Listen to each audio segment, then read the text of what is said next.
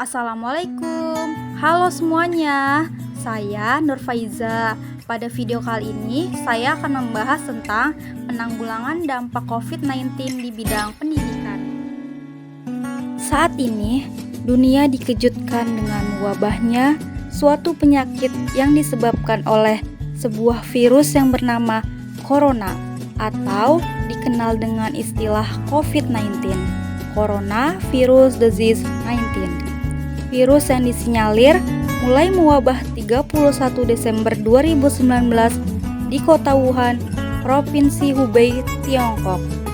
Saat ini menyebar hampir ke seluruh penjuru dunia dengan sangat cepat. Pandemi COVID-19 yang melanda hampir seluruh negara di dunia, termasuk di Indonesia ini, menyebabkan kepanikan luar biasa bagi seluruh masyarakat. Juga meluluhlantakkan seluruh sektor kehidupan.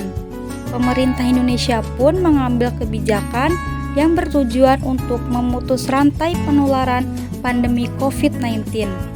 Salah satunya adalah penerapan kebijakan social distancing, di mana warga harus menjalankan seluruh aktivitas di rumah, seperti bekerja, belajar, termasuk dalam melaksanakan ibadah.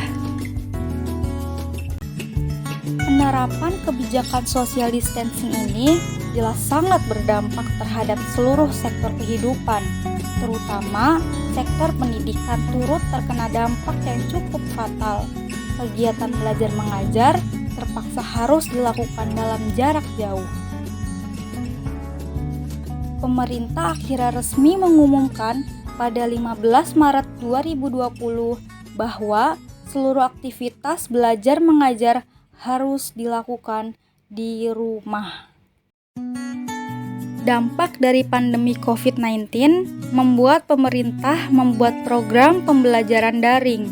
Pembelajaran daring atau online merupakan pembelajaran yang berdasarkan pada teknologi media digital yang bahan belajarnya dikirim secara elektronik atau dalam bentuk file ke peserta didik dari jarak jauh menggunakan jaringan internet dengan media komputer. Menurut pemerintah, pembelajaran online dinilai merupakan cara yang paling efektif dan efisien untuk melakukan pembelajaran di tengah pandemi saat ini. Lalu, bagaimana cara penanggulangan dampak COVID-19 yang dapat dilakukan oleh guru, siswa, dan juga orang tua sebagai pihak-pihak yang terlibat secara langsung dalam kegiatan? Yang pertama, dilihat dari sisi guru atau pendidik. Yang bisa dilakukan guru selama kegiatan pembelajaran mengajar secara daring adalah: yang pertama, mengadakan kelas tatap muka secara daring, bisa dengan memanfaatkan platform atau aplikasi yang tersedia seperti aplikasi Zoom, Google Meet, atau video conference lainnya untuk memudahkan guru dan siswa bertatap muka secara virtual. Yang kedua, bisa mengadakan kelas virtual melalui Google Classroom, Edmodo, ataupun Psikologi. Lalu, menggunakan media pembelajaran yang menarik seperti video animasi agar kegiatan pembelajaran tidak terkesan membosankan, dan mengadakan evaluasi secara daring dengan Google Form ataupun Quizzes. Selanjutnya, dilihat dari sisi siswa atau peserta didik. Yang dapat dilakukan siswa saat pembelajaran daring berlangsung: yang pertama, menyiapkan media pembelajaran. Media pembelajaran yang harus disiapkan sebelum pembelajaran dimulai yaitu buku, ballpoint, dan alat elektronik lainnya. Yang kedua yaitu membuat list tugas. Pembuatan list tugas ini dapat membantu siswa untuk fokus pada pengerjaan tugas yang perlu dikerjakan dan diselesaikan, serta membuat siswa disiplin dan tidak lagi menunda-nunda tugas yang ada. Selanjutnya, belajar mandiri di rumah. Belajar mandiri bisa melalui menonton video di YouTube atau merangkum materi yang dipelajari agar mudah terserap otak. Belajar berkelompok. Berdiskusilah dengan teman-teman tentang materi yang tidak dimengerti. Bisa melalui aplikasi Zoom, Google Meet, ataupun WhatsApp video call. Dan yang terakhir, beristirahat dan menghindari stres. Belajar itu memang penting, tapi jangan sampai tidak diikuti dengan istirahat yang cukup. Yang terakhir, dilihat dari sisi orang tua. Tugas orang tua dalam pendidikan anak di masa pandemi COVID-19 ini sangat penting, karena anak-anak diharuskan belajar di rumah. Maka, pihak yang bisa memantau anak secara langsung adalah orang tua. Dalam pembelajaran daring, anak cenderung mudah bosan dan kehilangan semangat belajar.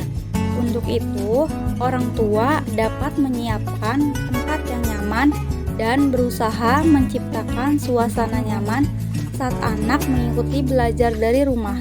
Berikan ruang kepada anak untuk dapat fokus, seperti mematikan televisi atau lainnya. Yang kedua, orang tua harus mengawasi anak agar belajar dengan benar di rumah. Lalu memastikan anak belajar daring dengan aman. Selalu mendampingi dan membantu anak.